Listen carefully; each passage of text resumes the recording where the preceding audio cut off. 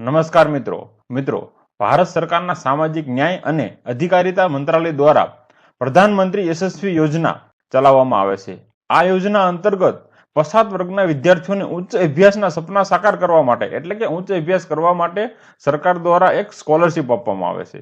તો આ વિડીયોની અંદર આપણે યોજનાની પાત્રતા માપદંડ શું છે એટલે કે આ યોજનાનો લાભ કોણ લઈ શકે, યોજનાનો મુખ્ય પ્રકાર કયા છે, કયા કયા પ્રકારની આમાં સ્કોલરશિપ મળે છે, અરજી કરવા માટે કયા કયા ડોક્યુમેન્ટની જરૂર પડે, વાર્ષિક શિષ્યવૃત્તિ તમને કેટલી મળે, મહત્વની તારીખો અને ઓનલાઈન અરજી કેવી રીતે કરવી અને અરજી ક્યાં કરવી તેની સંપૂર્ણ માહિતી આપણે વિડીયોમાં મેળવીશું।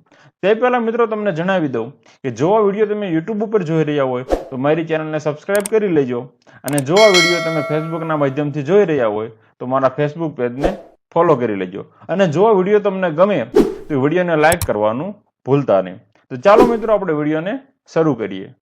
મિત્રો સૌપ્રથમ આપણે યોજનાના પાત્રતા માપદંડ એટલે કે કોણ કોણ યોજનાનો લાભ લઈ શકે તેની વાત કરીએ તો માન્ય વર્ગ કયા કયા છે તો કે ઓબીસી, ઈબીસી અને ડીએનટી વર્ગના વિદ્યાર્થી હોય તે આ યોજનાનો લાભ લઈ શકે। આવક મર્યાદા કેટલી છે તો પરિવારની કુલ વાર્ષિક આવક 2.5 લાખથી વધુ ન હોવી જોઈએ તો તમે આ યોજનાનો લાભ લઈ શકો।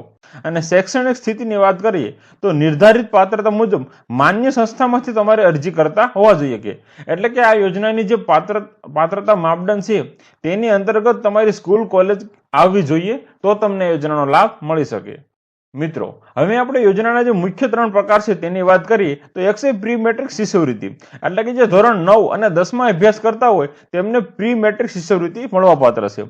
એના પછી આવે છે પોસ્ટ મેટ્રિક શિષ્યવૃત્તિ, જે ધોરણ 11 અને 12 માં અભ્યાસ કરતા હોય તે વિદ્યાર્થીને આ સ્કોલરશિપ એટલે કે પોસ્ટ મેટ્રિક શિષ્યવૃત્તિ આપવામાં આવે છે। અને ટોપ ક્લાસ કોલેજ શિક્ષણની વાત કરીએ તો જે વ્યવસાયિક કોલેજમાં અભ્યાસ કરતા હોય તે વિદ્યાર્થીને ટોપ ક્લાસ કોલેજ શિક્ષણ અંતર્ગત સ્કોલરશિપ આપવામાં આવે છે। મિત્રો હવે ખાસ અને અગત્યનું કે આ યોજનાનો લાભ લેવા માટે તમારી પાસે કયા કયા ડોક્યુમેન્ટ દસ્તાવેજો હોવા જોઈએ તો એક તો વિદ્યાર્થીનું આધાર કાર્ડ હોવું જોઈએ, જાતિનું પ્રમાણપત્ર કેમ કે ઓબીસી, ઈબીસી અને ડીએનટી ના વિદ્યાર્થીને જે યોજનાનો લાભ આપવાનો હોવાથી જાતિનું પ્રમાણપત્ર પણ ફરજિયાત છે। આવકનું પ્રમાણપત્ર આપણે આગળ વાત કરી કે તમારી આ વાર્ષિક આવક 2.5 લાખ કે 2.5 લાખથી ઓછી હોવી જોઈએ માટે આવકનો પુરાવો જરૂરી છે। પાછલા વર્ષની માર્કશીટ એટલે કે જો તમે 9-10 માં સ્કોલરશિપ લેવા માંગતા હોય તો ધોરણ 8 ની માર્કશીટ અને 11-12 માં સ્કોલરશિપનો લાભ લેવા માંગતા હોય તો ધોરણ 10 ની માર્કશીટ ફરજિયાત છે। બેંક ખાતાની વિગત કેમ કે આ સ્કોલરશિપ ડાયરેક્ટ તમારા ખાતામાં જમા કરવામાં આવે છે એટલે આધાર કાર્ડ સાથે લિંક હોય તેવું બેંક એકાઉન્ટ તમારે આપવાનું રહેશે અને વિદ્યાર્થીઓનો પાસપોર્ટ સાઇઝનો ફોટોગ્રાફ, આટલા ડોક્યુમેન્ટ આ યોજનાનો લાભ લેવા માટે ફરજિયાત છે।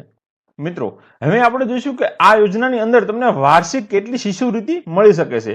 જો તમે ધોરણ 9 અને 10 માં અભ્યાસ કરતા હોય તો તમને 75,000 સુધીની સ્કોલરશિપ મળી શકે છે। જો તમે ધોરણ 11 અને 12 માં અભ્યાસ કરો છો તો તમને 1,25,000 સુધીની સ્કોલરશિપ મળે છે। અને જો તમે કોલેજ કરો છો તો તમારા કોલેજમાં જે તમે કઈ ફિલ્ડમાં કોલેજ કરો છો એના આધારે તમને સ્કોલરશિપ મળવા પાત્ર થશે। મિત્રો હવે આ યોજનાનું મહત્વપૂર્ણ તારીખોનું સમયપત્રક છે તેની વાત કરીએ તો જે શાળાના વિદ્યાર્થી એટલે કે ધોરણ 9 થી 12 ના વિદ્યાર્થી તેની વાત કરીશું અને કોલેજના વિદ્યાર્થીઓ એટલે કે ટોપ ક્લાસ એજ્યુકેશનની વાત કરીશું।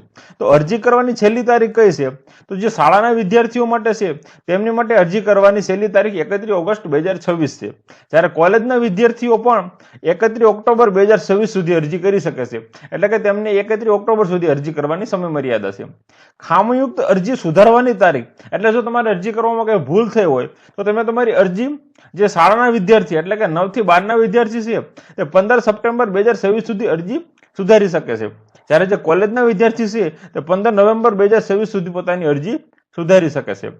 આ અરજી સ્કૂલ કોલેજમાં વેરિફિકેશન થાય છે એટલે સ્કૂલ કોલેજે વેરિફિકેશન કરવાની તો કે જો શાળાએ હોય એટલે કે સ્કૂલે વેરિફિકેશન કરવાની છેલ્લી તારીખ 15 સપ્ટેમ્બર 2026 છે અને કોલેજે અરજી વેરીફાઈ કરવાની છેલ્લી તારીખ 15 નવેમ્બર 2026 છે।